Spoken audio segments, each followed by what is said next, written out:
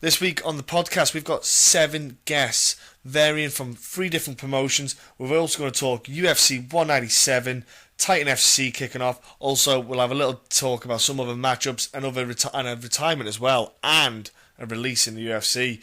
So tune in. Ladies and gentlemen, we are live from the Isle of Man in the UK. This is John and Mike's MMA Corner. Okay, Mike, it's been another week of MMA. Again, the word I want to say is UFC 200. That has been the kind of storm that's been brewing now for the past 2 weeks, really, hasn't it? Yeah, and the thing that sort of boggles me is the person that's caught the most attention isn't even fighting on the card now. No, it is crazy, my friend. Honestly, we could talk literally about that whole saga for the whole podcast. Is that there's been that much information going about and going to and from. You know, we're obviously, ladies and gentlemen, we're going to talk about the UFC 187 card that just happened. There was that much interest in UFC 200 that I feel that UFC 187 didn't quite get the attention it deserved with the return of Jon Jones. Yeah, well, I was going to say, it almost went under the radar. Yeah. The press conference, the person that got the most attention on the press conference wasn't even there. No. I think that I think it did the UFC. I think it did MMA very good because we had a few moments where, there was some changing times, and whether you agree with him or not, there was things brought up and made public that I don't think everyone really wanted to be made public, and I don't think that's a bad thing. Yeah, it's a really tough one, really, because on one side I can completely kind of agree with Conor McGregor, but at the same time, I can still side and understand with the UFC, because my bone I'm picking about is the fight's 3 months away, or would have been 3 months away against Nate at 200, and the problem that bugged me was fight camps are usually 8 weeks for a fighter. His fight camp, I know he started early, but at the same time, you were coming up they would have took off a week, maybe a week out of your schedule. They even offered to bring him in private jet, bring his training partners, equipment, etc., everything to help accommodate. So, what kind it's of? not like they shut the door in straight away and said, look, they did offer quite a lot. So yeah. It's very easy to jump on the, let's kick the UFC. But it does sound like they were trying to be very accommodating. They were. I just think that I understand that Conor did a lot of media work. I understand that, I do. But the thing was, I just think maybe if he did that one presser, I think if he even tried to negotiate by saying, look, I'll do this presser, I'll do the other one, I think they'll do the press conference in New York or whatever, I think I will do both of them, and then other than that, I want to focus on my training. I think if he could do, I don't know what the hell happened in the background, but at the same time, look, it happened, he's out, let's get over it, Nate's out, what they've done. A handful of people that really know what went on in those conversations. Look, yeah, and let's move on from that, but let's look at what has been put in its place. It was the matchup that we missed out at UFC 187, which is Jon Jones and Daniel Cormier. That is the fight we wanted to see. It's the fight we're going to hopefully see now. Neither party is going to be injured or get out, be suspended for the fight, etc. I can't wait to find out what happens in that fight. It's love it. And to be honest with you, I'm kind of glad it didn't happen to this one, because I know that Jon Jones said that in his last fight, which we'll talk more about when we talk about the card. Well, we'll talk about the card now, Mike, because what we'll do is we'll talk about the card so we can, we'll go on so it doesn't, so we're not going back and forth and up and down with conversation. Look, well, let's go back to UFC 197, Mike. And look, the card itself, I actually really enjoyed the card. I thought there was some really interesting matches, very good performances. Look, Walt Harris was a guy that, I was super impressed with. Cody East came in. There's a lot of stuff going on with Cody East in the background that people won't know about with his kind of criminal proceedings that have happened in the past to him. But Walt Harris came in, though. Hell of a fight. It was the feature bout in the UFC Fight Pass prelims. Great matchup. Walt Harris, he came to UFC and it was 0-3. This is his first UFC win. Yeah, Yes, a lot of pressure on there. It's one of those things where he has to get a win. but he looked really good. He hadn't fought in the UFC since 2014, but at the same time, he looked very good with that break. He certainly went off and looked at himself and addressed it. No, he didn't have to get a win. It seems this day and age, you don't just have to get a win. You have to get an exciting win. Just getting a win isn't enough anymore. And you know what? He did it. And, I love the series that Dana White does, that every single person that he signed to the UFC from that series so far that has fought has lost in the UFC. So we've got Randy Brown, Sage Northcutt, and Cody East. Now, some of them have got a win as well, but they have all actually lost now in the UFC. Yeah, I think you could have stopped Sage getting a loss by not projecting him like a missile. Yeah, exactly. They took him and ran with it, didn't they? It's ridiculous, yeah. You know what I mean? A loss is not always a bad thing. You know what I mean? You can learn a lot from a loss. You can grow as a fighter with a loss. Oh, yeah, absolutely, yeah. Your ass handed to you massively, you know what I mean? Like in a 3-round absolute war, and take years off your life sort of thing. Your fighting life, as it were. But it's, that loss, not necessarily a bad thing, and... Well, it was a different weight class, which will be his future weight class, obviously, but not right now. And there was talk of him being very, was he flued up or something, was he at the time or something? Yeah, let's not get into that illness bollocks. I'm not a fan of that. Come in with flu. And I know guys that have come in with flu and won fights, so, anyway, enough of that. Yeah, exactly, yeah. But Cody East did manage to pick up a loss. And you know what? It was a fun fight. I enjoyed it. Oh, I did too. Yeah, it was a hell of a fight between two monstrous heavyweights. Now, you had Danny Roberts. He had a great a war with Steele as well. The two of them Roberts and Steele just had a performance of the night bonus. The two of them just literally went at each other for 3 rounds. It was a grueling, grinding battle of clinching, striking. Danny Roberts, he's a prospect in the welterweight division. He's an exciting fighter. I'm super happy for him.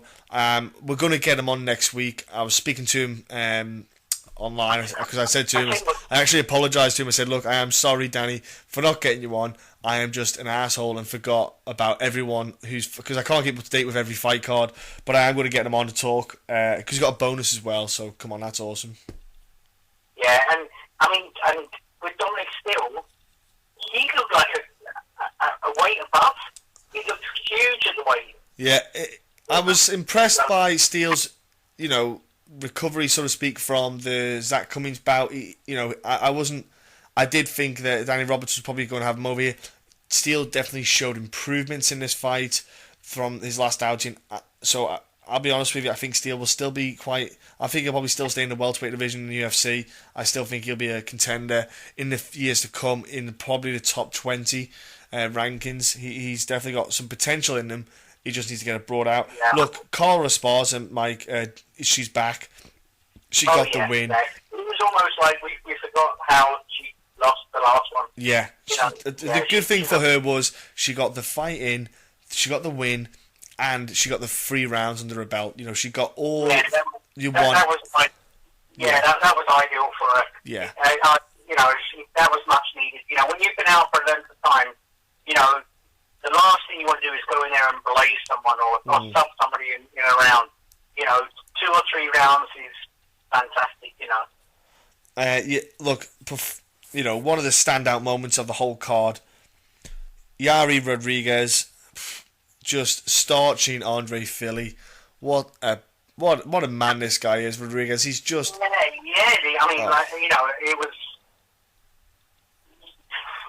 was almost out of nowhere as well. Yeah, that's what he does. That's what he is, Mike. He is a guy who does stuff out of nowhere. That's exactly the kind of. That's what you expect with him now. And they're the knockouts. Sometimes when you see somebody getting beaten down, and you're almost anticipating it, but not with this guy. He just sort of just brings it out of thin air, and that's the sort of stuff I love. those ones that can just whoa, and makes you not want to blink. Yeah. One of the again, a solid performance. He looked absolutely incredible. Edson Barboza, he looked a different animal against Pettis in the sense of he was a lot more patient with his output. He wasn't blowing himself out in the first round and a half. He had a good consistency all 3 rounds. He's definitely got that maturity now in the cage where even if he's got someone hurt, he won't try to overload and exert too much energy. Where Yeah, he's exactly. Yeah, he showed good timing and pace, and he just, great distance, and it was just very impressive against a very, very, a very, very experienced striker, and an orthodox striker in Alpec can be, well, former lightweight champ. Let's put it that way. The former light heavyweight champion, Anthony Pettis, and Anthony Pettis. Well, he got stopped pretty much by the jab. It was Barboza's jab, ladies and gentlemen, that really told in that fight. The jab and the angles that Barboza was then using to get the timings, and it's the first round he used to get that jab nailed, and after that he really just had his way with Pettis, and Pettis just could not get into the fight. Those leg kicks, those inside leg kicks, outside leg kicks were very phenomenal, but those inside leg kicks he was chopping away at Pettis, which really affected his performance. His body as well. He was welling up bad. Yeah. He left a bruise on his body, which was insane as well, that body kick. But look, Barboza, he looked like a different kind of fighter. He looks like a guy who's wanting to really push himself for a title shot, but with the maturity to get to there now. I hope to see him, maybe booked again soon enough. I don't think he took too much damage in that Pettis fight. Look, what words are there left to describe Demetrious Johnson, Mike? All I can say is, right, no one's perfect, but there is Demetrious Johnson. If you want to describe almost perfect, look it up in the dictionary, and you've got Demetrious Johnson, who really doesn't do an awful lot wrong at all. To be honest, of late he doesn't do anything wrong. He's amazing, and okay, did we expect him to win? Yes, we did expect him to win, but not like that. Not like that at all. Not for a moment did I think he was going to go in there and basically score him, and finish him with inside a round. It was an exceptional performance, like Mike said. That what was great was when Cejudo got the takedown, which was partly not a slip, but a misfooting by Demetrious. When Demetrious was down, his position from the ground game was beautiful. He wasn't flat on his back. He had his shoulders up, his hips up, engaging his core. He had the feet on the hips to really control Cejudo. Didn't let Cejudo get position or anything. Then launched him across the cage and got up, continued to fight. Great move. That was a great sign that for Demetrious. For Cejudo, it was a bit of a demoralising bit. Then Mike, he got him to the clinch game, which was a big. Oh huge, yeah. Well, he really got to show how he's grown as a fighter. We've watched Demetrious actually lose because of his lack in wrestling, and against people who aren't full-on wrestlers. And now he's fighting a gold medal wrestler in the Olympics and managed to do well, in that area. And also the clinch game, you would have thought he was from Thailand. It was fantastic. Those knees, he was like the one for the body. He just wiped him out, and. What you might not have noticed watching it was the fact that when Demetrious Johnson had the clinch and they were in there, the hip position from Demetrious Johnson is what separated him from Henry Cejudo. Demetrious Johnson was always putting his foot in the right place for what knee he wanted to throw. Henry Cejudo was literally very static, throwing the knees to try and force the knee to get to where he wanted to be, and that's not something you can do with the hips. With their knees. What Demetrious Johnson did was he had his hips facing Cejudo. Cejudo's hips were facing away. It's a huge factor in with the clinch game if you can get your hips on the angle. The fact that Demetrious Johnson wasn't going straight down the channel, straight down the pipe, he was coming across and down onto the thighs or onto the ribs. He was making the angles open. He was opening up the places that Cejudo really didn't want to open. He was beautifully mixing up with like a body head.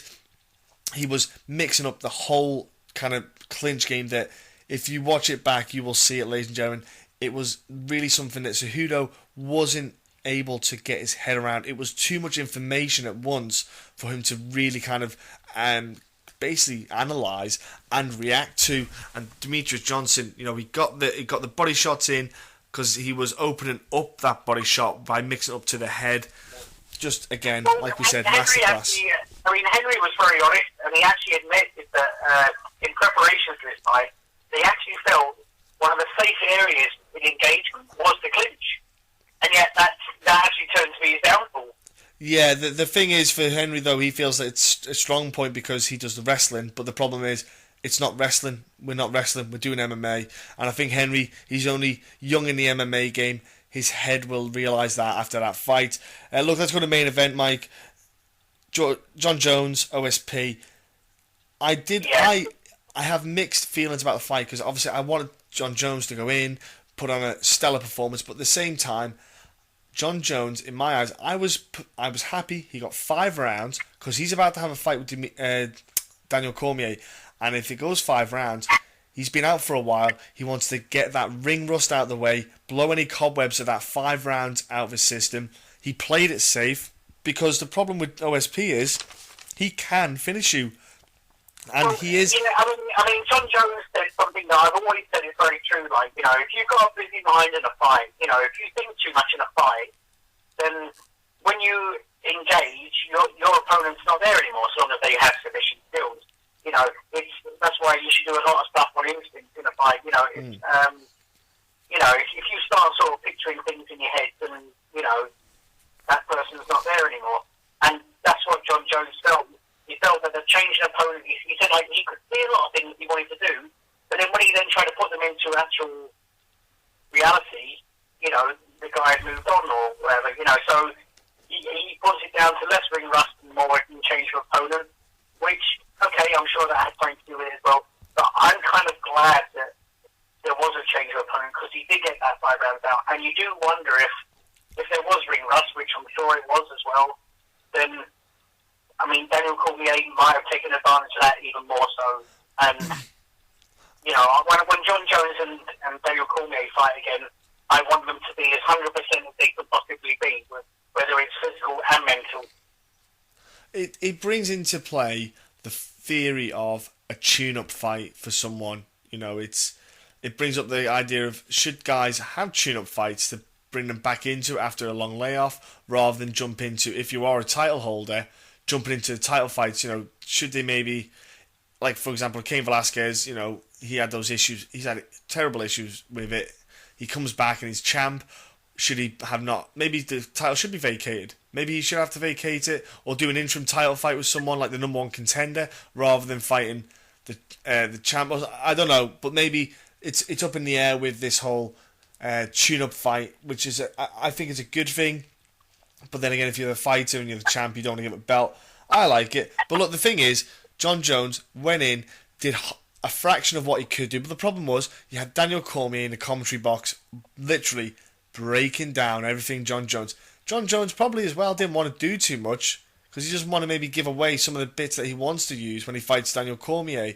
And at the end of the fight, Jon Jones steps out the cage, gives Daniel Cormier a middle finger, and gets it all going again, gets that fire going again. And UFC 200 fight was announced that as the main event, Jon Jones and Cormier. It's going to be a hell of a fight. The pair of them just do not like each other, and it adds spice, and I think it's great. And I think what it does is before this fight, I was thinking Daniel Cormier loses this fight all day long. But now, do you know what it does? It makes you think to yourself, you know what, Daniel Cormier has got a chance. He's got a better chance than what he had before. No, I don't. No, I think Jon Jones is going to destroy. I'm talking on the last sell, when you're trying to sell the fight. No, Jon Jones is going to destroy Daniel Cormier. Yes, I believe he will. But when you're trying to sell it to however many millions of people around the world, yeah, that was ideal. Because people would say, no, Daniel Cormier, he's going to do this. you know, they've given the Daniel Cormier believers, which there are many, you know, very believable chance. So, you know, it helps sell the fight because you need to believe that both guys have a chance. And when I say a chance, I mean a high chance. Yeah, you do, but I think with the fight card itself, it will sell anyway. You know, there's no need to worry about making sure that people think with Daniel Cormier will win, because to be fair, because he's got the belt, and also Jon Jones didn't stop Daniel Cormier in the last fight.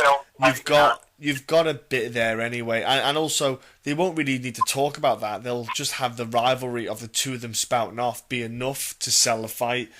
Look, that's added to the UFC 200 card. There's still more fights to get added. I'm sure they're probably trying to get Yairi Rodriguez on. You know, I really would not be surprised if they try to get him on that card, because he just looks, and he is so fun to watch. He's that kind of guy he's the kind of guy you'd have on that card.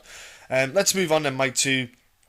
Oh, we'll quickly touch on Bellator was on that same weekend. You had Benson Henderson making his debut with Bellator. Yeah, so did he become a triple champion? Now, he fought against Koreshkov, who is a welterweight champion, and he also, he was the man who Ben Askren demolished as well. So the thing is, everyone's kind of living in the Ben Askren shadow at Bellator. So the fight happened.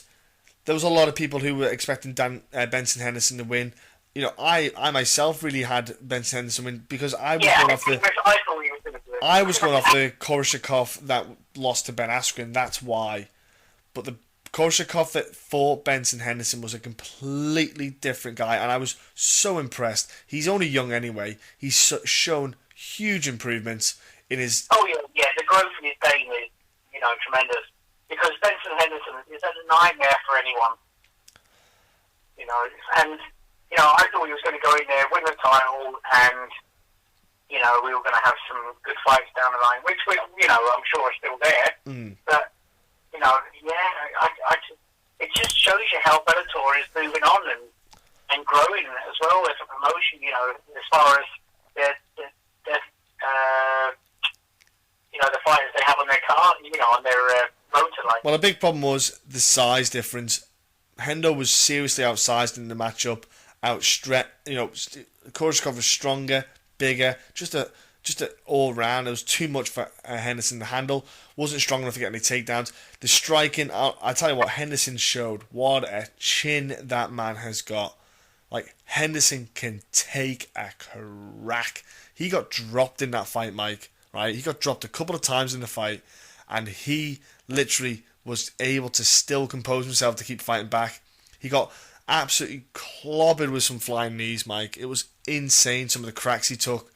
And he just kept coming. He kept bouncing on his toes, focus on the fight, just kept going. Seriously, Mike, watch it. It was absolutely insane what happened to him. Also on there, we had Michael Page, reigning supreme again. Yeah, and he was fighting... left me off the top of my head. Jeremy Holloway was his opponent, who was 8-1. He had one loss on his record. And it was... I tell you what... And what did you think of that, Mike? Well, I haven't seen it, but I think little Joe Holt, Right, ladies and gentlemen, you've got to watch that fight, Mike. Like, literally, Holloway just bum rushes MVP, and then MVP literally runs in a straight line to him, and MVP Michael just literally punches him in the face with a right straight, like literally just cocks it and literally lets this absolute rocket of a punch out, drops him within like the first 5 seconds, and I thought, oh, that would have been awesome if he did that, because that would have been like the quickest finish in like MMA possibly, you know. Well, no, because there's some crazy ones, but you've actually got to go about I think it's 1 second, isn't it? oh, there's some, yeah, Mike, there's some daft ones, but yeah, look, yeah, there are some out there that are a second long where they yeah, but like but it would have been a crazy quick finish anyway. So yeah, MVP, he was excited to fight. The Holloway ended up going for a leg lock himself, but as he's doing so, what was beautiful about this was MVP, he's getting Michael's getting punched in the face. Kicked in the face when Holloway's on the ground when he shouldn't be. It's illegal. Then he starts to try and push him, and all the time you just see MVP's hands lock in this lovely reverse toe hold, and his leg. The problem Holloway has is the position of his body and the way his knee is across MVP's leg just doesn't help his knee and ankle, and all you see is MVP he's just cranking. He's not even looking at the foot. He's cranking, and then Holloway's tapping, and he's in pain, real pain. Do you know what? Holloway, bless him, he's a good fighter for MVP to fight, but everyone predicted to win.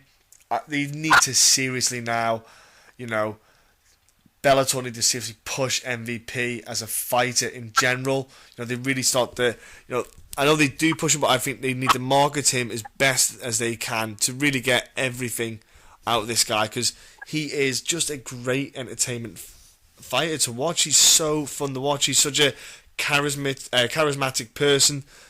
I'm looking forward. He's been put onto the Bellator card in London as well, because after that fight card, you had Linton Vassell got matched up as well for the London card. He's taken on. It's a hell of a fight. Carmon. Yes, that's right. That's it. Yeah, Carmon. I had to think there. Yeah. I mean, let's see how Linton Vassell can deal with frustration. Yeah. That's what I thought. I thought, forget what he can do. Let's see what he's like when he can't do anything. Yes. Does he stay composed? Does he find a way back to the feet? I'm wondering how that one's going to go down. So look, that was the Bellator card. I will be honest. Other than that fight, there wasn't too many other fights to worry about. We're going to move on anyway. Oh, so yeah, Page has got Gonzalez. He's fighting on the Bellator card. Sorry, I forgot to mention that there. Sorry, that's who his opponent is. Fernando Gonzalez. That's the way I pronounce it. I think he forgets Fernando. Anyway, Mike, we're going to talk about. After this win, he's been sort of ready to be vying for titles or whatever. I'd like to see him in a bit of a sterner test. I'd like to see something that can push him for a couple of rounds, and let's see how he handles that, because we haven't seen an awful lot of him. Now we're going to go on to, let's quickly look on to fights that have been announced and stuff like that. Look, Diego Brandao, let's kick to that. He recently had some trouble in a nightclub back home. The UFC have a policy and a code in place. If you're naughty, you get arrested, etc. Blah blah blah. It looks like it's going to be quite a serious conviction, maybe potentially on Diego Brandao. The UFC have released him. They didn't release Juliana Pena. Not that I'm saying that, they're picking certain.